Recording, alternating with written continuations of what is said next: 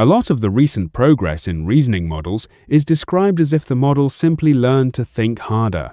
But that skips the more interesting systems question. What reward signal taught it that a longer reasoning path was actually better? For normal instruction tuning, the model mostly learns from examples. For R, L, H, F, humans compare outputs, and a reward model learns what people tend to prefer. That works surprisingly well for tone, helpfulness, and general instruction following. But it is a strange fit for hard reasoning. A human preference label can tell you which answer sounds better. It may not reliably tell you which proof is valid, which program is correct, or which math derivation actually reaches the right result. RLVR, reinforcement learning with verifiable rewards, changes the training problem. Instead of asking a person to judge every answer, the system asks whether the task itself can be checked. A reward is verifiable when success can be evaluated automatically. A math problem can have a final answer. A coding task can have unit tests. A formal proof can be checked by a proof assistant. A structured output task can be validated against a schema. A game or simulator can report a score. The key is that the reward does not have to come from vibes. It comes from a checker. This does not mean the problem is easy. Building a good verifier can be extremely hard. But if the verifier is reliable, the training loop can scale in a way human feedback cannot. The model can generate many attempts. The system can score them quickly. Then reinforcement learning can make the successful behavior more likely. That is the core idea, where RLHF asks people what they prefer. RLVR asks the task whether the answer works. The basic RLVR loop is simple. Start with a task. Ask the model to generate one or more attempts, pass the answer, or run the output in an environment. The verifier checks whether the result passes. That pass or fail signal becomes the reward. Then a policy optimization method updates the model so outputs that earned reward become more likely. In modern language model post-training, this can be done over batches of sampled responses. The details vary: PPO, GRPO style methods, rejection sampling, process reward models, and other variants all show up in the ecosystem. But the system's shape is the same: sample, verify, reward, update.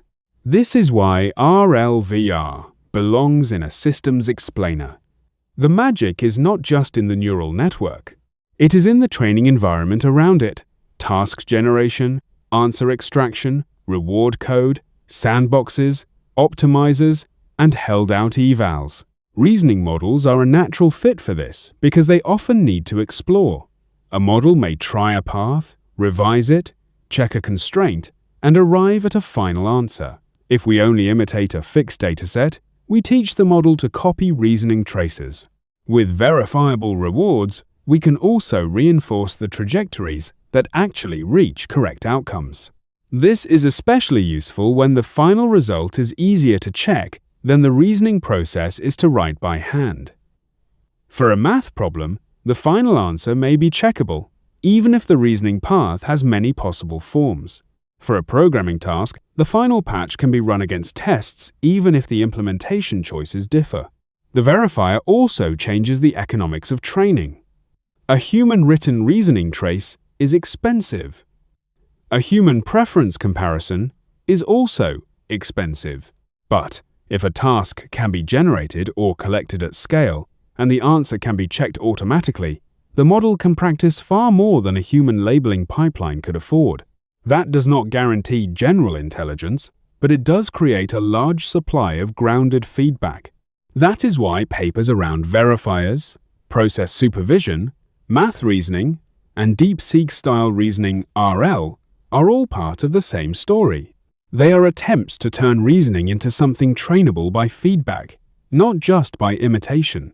RLVR is not equally useful everywhere. It shines when the domain provides a clean checker.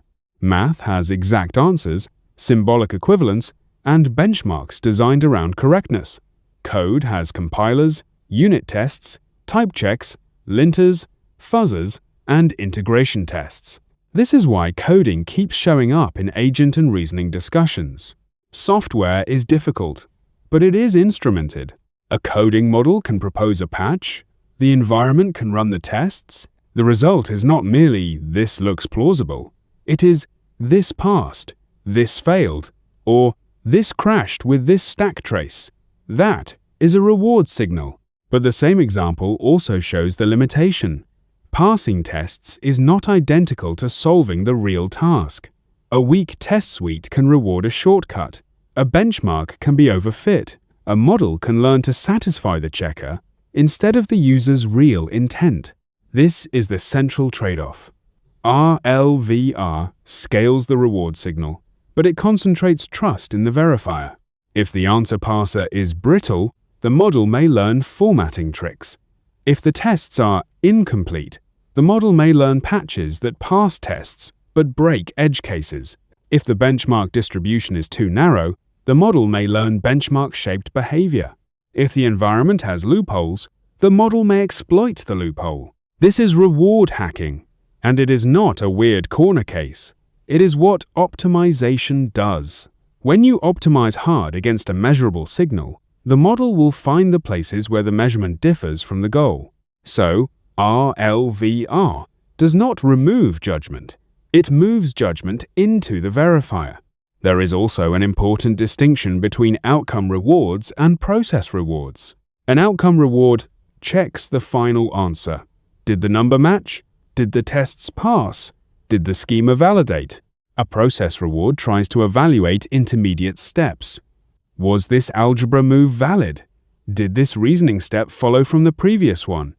Did the model take a reliable path, not just land on a lucky answer?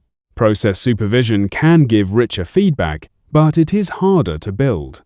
Outcome supervision is often cheaper and more scalable, but it can miss bad reasoning that happens to end correctly.